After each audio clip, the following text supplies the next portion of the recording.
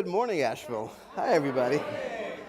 Thanks for coming out to hear me talk today. It's pretty cool that you guys all made it here. Great commitment. I see quite a few people from work, and I feel sorry for them. They have to listen to me stand up at work and pontificate for hours and God knows what. So for this assignment, I really had to work hard to take what usually could be an hour or two of me just going off and condensing it down to 20 minutes. So when you hear in my talk sort of a dramatic pause, it's not for effect. It's just I'm telling the voices in my head to shut up and keep it and keep it low. So I spend most of my day thinking about life and meditating on the difference between Dharma and karma. No, only in Asheville can I say that with a straight face, and everybody in the audience go, oh, "Of course." I mean, I know what you're thinking. I know what you're thinking. You're thinking, he's from India. He lives in Asheville. So between the shamanic meditation dance in the morning and the drumming circle in the evening, of course he's meditating all day long on Dharma and karma. Guys, I spend most of my day running from what seems like a series of one obligation to another. In fact, if you think about it, quite often life just feels like the series of obligations that you just got to keep running from one to the next, right? I mean, it starts in childhood, right? I mean, I'm pretty sure that vaccinations, preschool, violin lessons, math tutoring, I mean, those are not my ideas. Most of my childhood, I was dragged by my parents from one thing I didn't want to do to another. And then finally you're an adult, and you say, free at last, right? I'm an adult. I can make my own decisions. I can chart my future. I can course my destiny. I'm not obligated to do anything I don't want to do. Well, good luck with that. Let me tell you what the morning of your typical adult looks like, and maybe most of you can relate to this. My wife and I jump out of bed at 6:30 in the morning, racing along frantically to get ready, getting our kid out of bed, getting the teenager ready, getting lunch packed for the teenager, checking the maps to see if traffic's going to be bad that day, checking the weather to see if it's going to rain. We get in our car, we race to school, we race to work, and the day hasn't even started, right? And then, why even talk about the day? We all know what a day's like. Obligations, duties, commitments, deadlines. Finally, you get home, and you're ready for some me time, some downtime, where you can do what you want to do. And that's when your wife says, hey, honey, you remember 3 months ago we were at that party, you had a couple of glasses of wine, you met that nice couple, you said to me, hey, how come we don't meet people anymore? You invited them for dinner. Well, they're coming tonight, and there's nothing to eat. And finally, when you're ready for bed, right, you're just ready to finally just check out and actually have some time for yourself, you remember you forgot to floss. I hate flossing. The only reason I floss because if I don't floss, my dentist will floss shame me. And there is no worse thing than being floss shamed by your dentist. But then this happens. You see something, you hear something, you read something, and it makes you stop for a moment and just sort of come out of your body and go, wow. Happened to me most recently. I was reading an article, and the headline said, double amputee at age 65 summits Mount Everest. And you know what's crazy? You know how he lost his legs? Well, in his multiple attempts to summit Mount Everest, he got caught in an avalanche, was buried in the snow for God knows how long, and lost both of his legs to frostbite above the knee. And even crazier, he's not the first double amputee to summit Mount Everest. He's the third. And it makes you wonder, what drives somebody like that? What's that passion, that motivation? What is it that makes somebody do something so incredible, push themselves so hard? And in that article, the answer was staring me right back in the face. The man, when asked that same question, what was inside of you that made you do this, had a simple answer. He said, I made a commitment that I was going to summit Mount Everest no matter what happened before I died. There's that word, right? Commitment. It's such a powerful word. It makes you feel something inside. A hell of a lot different than obligation. So why is it that obligations are so easy to get into, but so hard to get out of? Because often you make obligations to other people. Commitments, on the other hand, are really hard to make, and they're pretty easy to get out of, actually, if you think about it. Why? Because usually commitments, you make them to yourself. That guy wasn't obligated to climb Mount Everest. So the reason we try so hard to get out of our obligations, but work so hard to honor our commitments, is because obligations, for the most part, feel mundane, but commitments feel sacred. It's in our nature. And that's why we save commitments for the big things. Marriage, right? This December, my parents will have been married for 50 years. I know what you're thinking. You have this image in your head of this couple that's been in love and they're growing old comfortably together, entering the golden years of their marriage.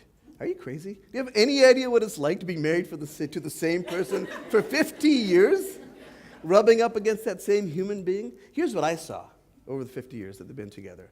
I saw two human beings that loved each other and hated each other and loved each other. I saw them fight. I saw them make up. They had 2 kids. They struggled through all of life's challenges. They celebrated life's successes. And through it all, through thick and thin, what I saw keeping them together was that they made a vow to each other and a vow to God. They made a commitment. So, for me, commitment is more powerful than persistence, than genius, than creativity, than talent, than passion, sometimes even than love. I mean, you can fall in love and you can fall out of love, but when you can make a commitment, you fall back in love again. Persistence, I've met plenty of persistent salespeople that sucked at what they did in my business. For the most part, I could tell they didn't make a commitment to being good. I've met plenty of talented people, sometimes even geniuses, where you can tell that they're just amazing at what they do, but they never actually went out and did anything. And we've all met plenty of people that can talk so passionately about a topic, but then actually don't go out there and do anything about it, right? But me, for example, people ask me, Meherwan, you're an accomplished chef. You must love what you do. Where did you discover this passion for cooking? I didn't have a passion for cooking. I liked to cook.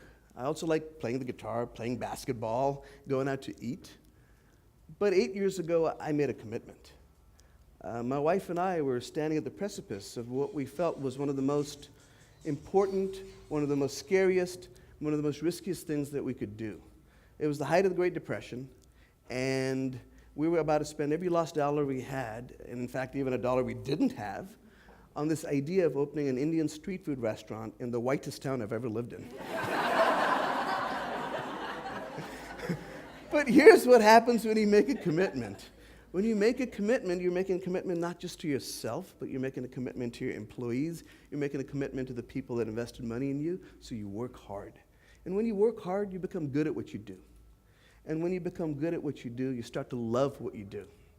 And when you love what you do, that's when people look at you and say, obviously this person is passionate about what they do, right? There's so many examples. I mean, sports is easy because we can look to, someone like the Williams sisters, right? Serena and Venus Williams. I mean, you really think at whatever age 3, when they were out there at 5 in the morning and their parents were making them do countless drills, that they were passionate at that age about tennis? It was probably an obligation. They were dragged out to do it, right? But at some point, they themselves had to make a commitment. And when they made a commitment, that's when they started getting good. And now, obviously, we can look to them and say, well, they must love what they do, and obviously they're passionate about it. Tiger Woods, I'm pretty sure when his dad was screaming at him at age 5 because he missed a 3-foot putt, wasn't feeling committed or passionate, but he made a commitment at some point, and now he's considered one of the greatest in the world. We see these examples in life all the time, right? So what would happen if we took this idea of commitment and applied it to the little things instead of the big things? What would happen if you, instead of things being an obligation, you decided you wanted them to be a commitment? What would that do to your relationships? What would that do to the way you work? What would that do to your friendships? What would it feel like if instead of calling mom felt like an obligation that made you feel guilty, you made a sacred commitment to do so? See, when I was talking about making a commitment 8 years ago, you probably thought that commitment was to cooking. Actually, no. I started with something else first. See, before I could make that big commitment, I needed a little commitment. In a strange way, I almost needed to create sort of a habit. So what I did was I gave up drinking coffee. In case you're wondering what's that got to do with anything, well, I loved coffee. I mean, I still love coffee. I was addicted to it. I mean, I know on the scale of addictions, it's not such a big deal, but nevertheless, I was addicted to coffee. And I just had this feeling before I was about to embark on this big journey, this big commitment, that I needed to do something small. I needed to put a stake in the ground, something I could anchor to that would remind me every single day that I'd made a commitment, formed the habit of a commitment. So I gave up drinking coffee. I made a vow to never let another drop of coffee pass through my lips again. And what it did was it sort of essentially created this inner strength where even today, as I feel like there's all these things in my life that I don't have control over, when I see a cup of coffee that I'm not drinking, I say, at least I have control over that. Now, each one of you came with a label, and on it says, what could you never give up? I'm not asking you to give up anything. Some of the things I noticed were beautiful. Love, don't ever give that up. But there's a few things where you just think to yourself, like, if I did that, if I tried to create a habit out of commitment and gave one thing up, what would that feel like? I know what it felt like to me. It felt spiritual to me. So the thing about commitment is that I feel when you see it in other people, that it elevates you. You recognize something special is going on. It lets you get out of just the grind of the daily life.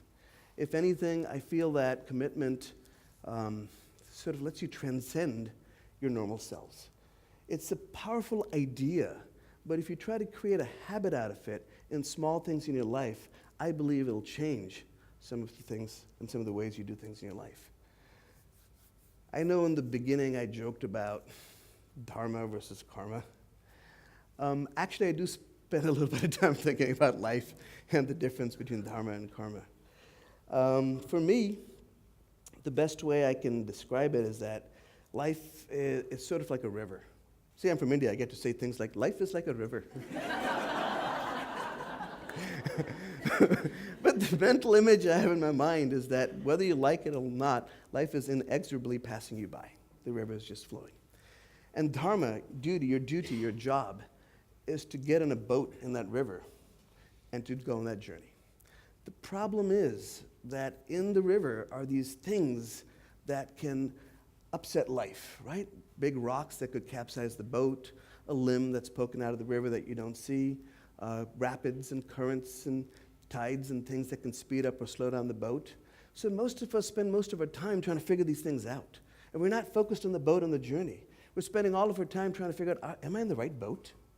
Is this the best boat I can be in? Is this the boat that's going to keep me safe, keep me away from that rock, the things that life just throws at you?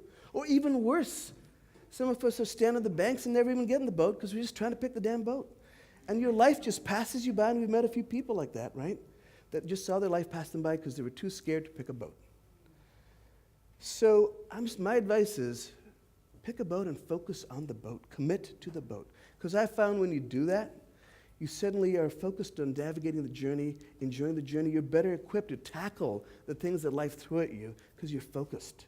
You've made a commitment that this is the boat I'm going to be in. And guess what? Big stuff in life does happen. And your boat might get capsized. And it's okay. You can swim back to shore and just pick another boat again. Right? So I love this quote by Margaret Mead. She said that, never doubt that a small group of thoughtful, committed citizens can change the world. Indeed, it's the only thing that will. So my advice, my recommendation, is to go ahead and make a commitment. You want to change something small? You want to change your life? You want to change the world?